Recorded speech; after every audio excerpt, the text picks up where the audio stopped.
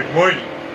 In this topic, you will be able to define distance learning, explain how distance learning works and its characteristics, enumerate the types of distance learning, cite the advantages and disadvantages of distance learning, and most importantly or significantly, to recognize the importance and or benefits of distance learning in today's new form of education. Face-to-face lessons are no longer the preferred method of instructions in most nations, including the Philippines, due to the COVID-19 pandemic. As a result, a new kind of education known as distance learning was adopted for the safety and well-being of education workers and students. In this topic, we will go deeper into the fundamental concepts of distance learning, their benefits and drawbacks, and finally, the critical role that distance learning plays in today's modern type of education. So let's start. What is distance learning?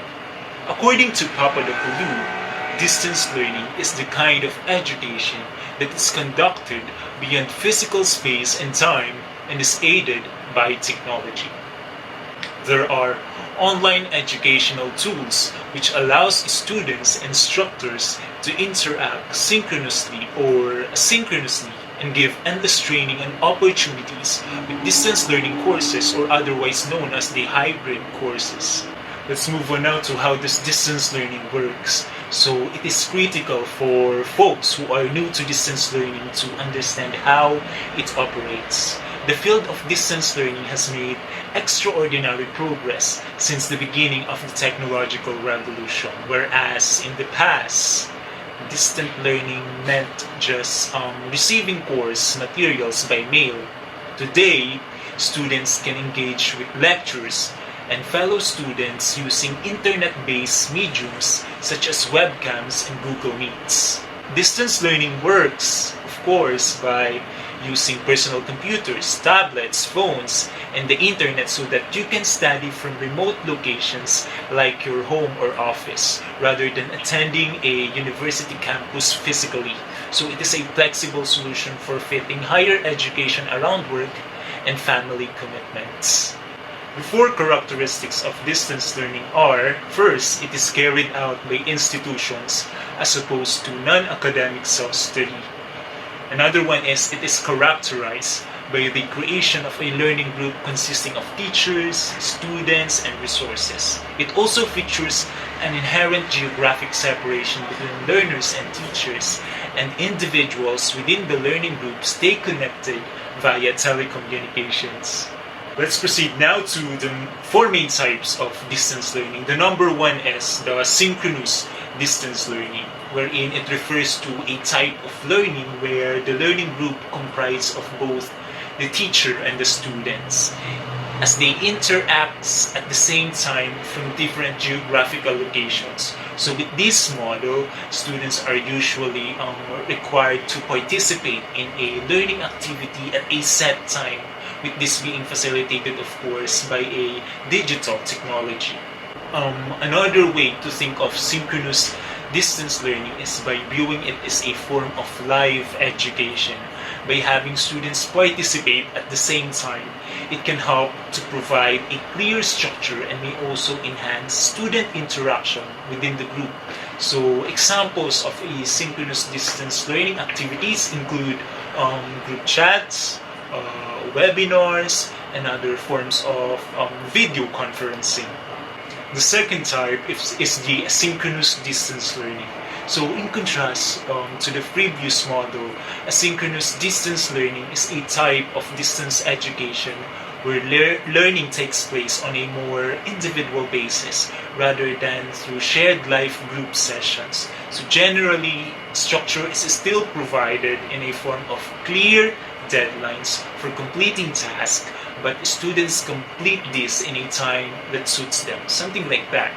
So in addition, asynchronous study tends to provide a greater degree of flexibility, as learners are not required to participate at the exact same time, although this can reduce interactions within the learning group. So the educational materials may take in the form of written content, pre-recorded video lessons, audio recordings, and either mail or email correspondence. The third type is the paced distance learning. So with paced distance learning, the defining feature is that the lessons are completed by all students within the same basic time frame. So in the majority of cases, this means that students will have the same start date, the same end date, and the same deadlines for specific tasks or pieces of work to be completed by. So paced courses are especially prevalent with institutions that offer a combination of both distance and in-person courses. So the ability to keep the learning group together in terms of how quickly they progress through a course can be classed as a potential advantage, although there is also the risk of holding students back, something like that. Self-paced distance learning. So as you might expect, self-paced distance learning refers to distance learning models where the students are given the freedom to go at their own pace. So this means the total time taken for the course can differ significantly from one student to another, depending on the factors, of course, like ability, amount of free time available, and overall engagement. So although the main advantages here are freedom and flexibility, and self-paced courses also help to avoid situations where learners with a high level of aptitude held back. So this model also allows students to enroll at different times. However, the lack of structure can make interaction among students more difficult or complicated, something like that.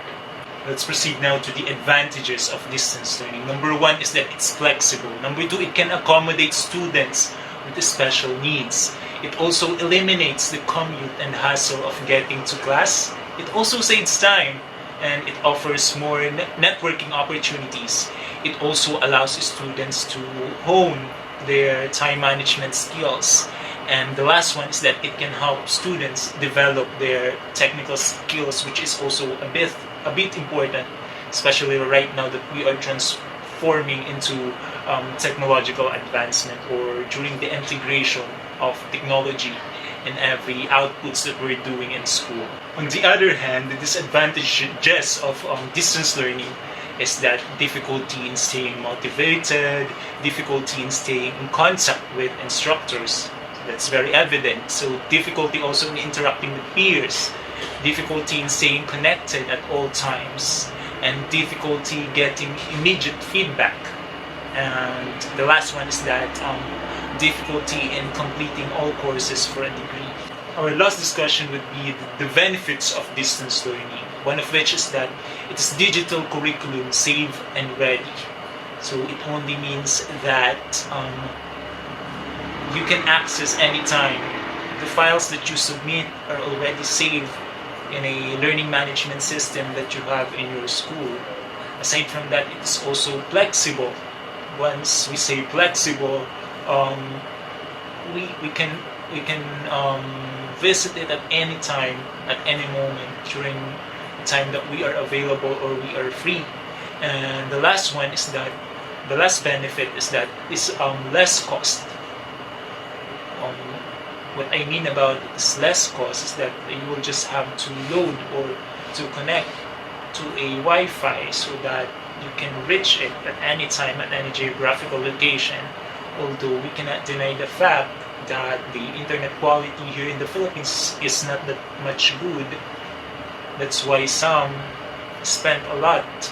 But I think if it is being fixed, the telecommunications fix that problem, then I know that this benefit will really take place or will really happen, I think, in due time. So once again, good afternoon. I am Frank Joseph G. Tisoy, a student of Lised Sciences. Thank you and Godspeed.